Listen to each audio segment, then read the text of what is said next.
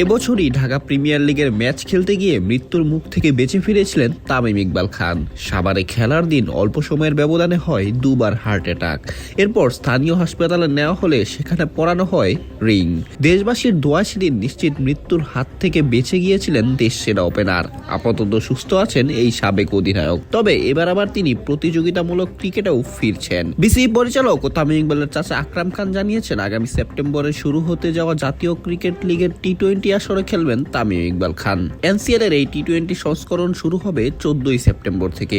বগুড়া, রাজশাহী ও সিলেট আন্তর্জাতিক ক্রিকেট স্টেডিয়ামে হবে ম্যাচগুলো। ওয়ালটন এখন দেশের সীমানা পেরিয়ে পৌঁছে গিয়েছে 50টিরও বেশি দেশে। ওয়ালটন, ঘরে ঘরে বিশ্বজুড়ে। আকরাম খান তামিমের ফেরা নিয়ে বলেন, আন্তর্জাতিক ক্রিকেট ছেড়ে দেওয়া তামিম, মাহমুদুল্লাহ ও সীমিত সংস্করণে ছেড়ে দেওয়া মুশফিকুর রহিম সবাই এই আসরে খেলবেন, অংশগ্রহণ করবেন। তামিমের সঙ্গে আমার কথা হয়েছে, সে নিশ্চিত করে জানিয়েছে যে সে এবার অংশগ্রহণ করবে।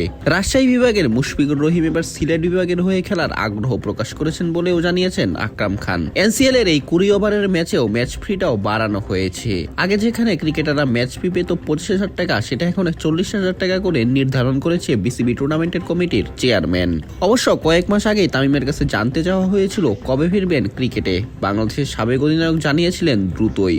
অসুস্থতার পর ব্যাট হাতে বেশ কয়েকবার দেখাও গিয়েছিল তাকে। তবে তিনি ক্রিকেটে কামব্যাক করতে চাইলেও জাতীয় দলের দীর্ঘদিনের ট্রেনার ও তামিমকে পর্যবেক্ষণ করা ইয়াকুব চৌধুরী ডালিম অবশ্য সাবেক জাতীয় ক্রিকেটারকে প্রতিযোগিতামূলক ক্রিকেট এড়িয়ে চলারই পরামর্শ দিয়েছিলেন।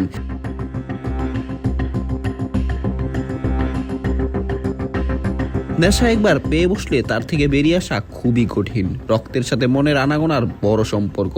জীবনে এত এত নেশা থাকতে যেই তামিম ক্রিকেটকে ধ্যান ও জ্ঞান হিসেবে বেছে নিয়েছিলেন, সেই তামিম তো লাইফ রিস্ক নিয়েই আবারও ফিরেই আসবেন। প্যাশন যেখানে কাজ করে সেটা থেকে দূরে থাকবেনই বা কি করে।